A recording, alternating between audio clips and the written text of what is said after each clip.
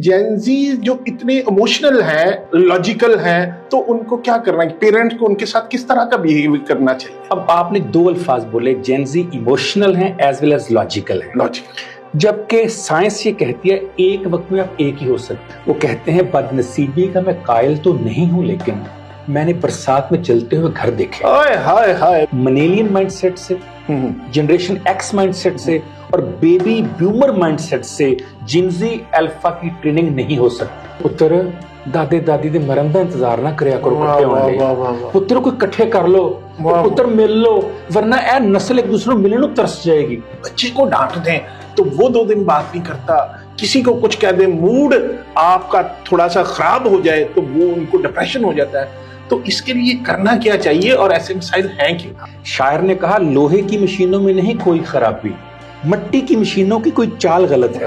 पाकिस्तान में 92.5% लोग पूरा सांस नहीं लेते। जेनजी की शादियां हो रही हैं, इसमें बहुत ज्यादा जो रेशो है एज कम्पेयर टू पास्ट, इनकी डाइवोर्स की रेशो बढ़ रही है। इसकी क्या वजह है? ये लड़कियां भी अजीब होती हैं, इन्हें पसंद तो लड़के के चेहरे का तिल आता है, रिश्ता सालम मर्द से जोड़ लेती है।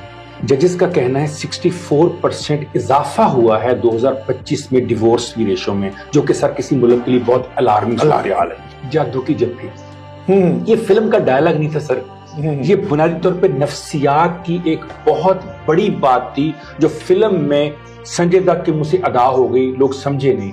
आपको जितनी भी स्ट्रेस हो सर, जितनी भी, यानी कि पीक पे स्ट्रेस, एक काम सिर्फ कर लीजिए, एक बर्फ का लीजिए बाउल अपने फ्रीजर से। पेरेंट्स को कैसे चेक एंड बैलेंस रखना चाहिए कि जब आपको लगे कि ये बच्चा कह लें कि रूटीन से हटकर जो अब नॉर्मलिटी की तरफ जा रहा है, तो कैसे उसको ट्रैक पे लेके आए और कब आपके अलार्म बजना शुरू हो जाने चाहिए? खूबसूरत क्वेश्चन और मेरे दिल के करीब।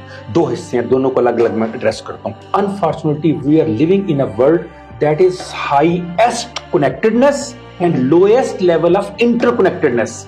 Cortisol level, stress level, emotional level और मेरी जितनी भी बॉडी के अंदर सिस्टम हैं उनको रन नॉर्मल करने के लिए मेलाटोनिन बड़ा जरूरी है। सर पता कहां से पैदा होता है? डॉक्टर साहब, हमारे दौर में कभी हमने term sugar daddy, sugar mother सुनी थी?